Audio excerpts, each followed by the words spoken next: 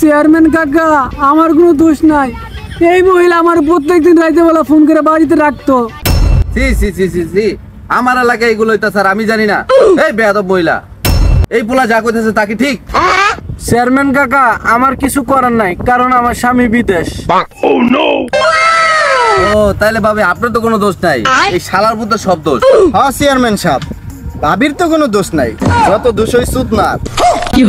আর ভাবি শুনেন, আপনি আমার আজকে থেকে কাকা করবেন না, বাইক করে ডাকবেন। শরিয়া আইন অনুযায়ী এই শালার বুতেরে 100 বেতের বাড়ি দিবি। ঠিক আছে চেয়ারম্যান সাহেব, ব্যাপারটা আমি দেখতাছি।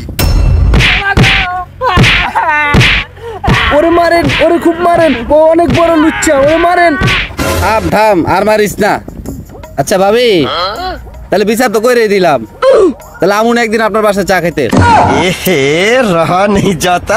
ঠিক আছে ভাই, আইসেন একদিন চা খাওয়া মনে। আর যাব না বেগুন তুলিতে।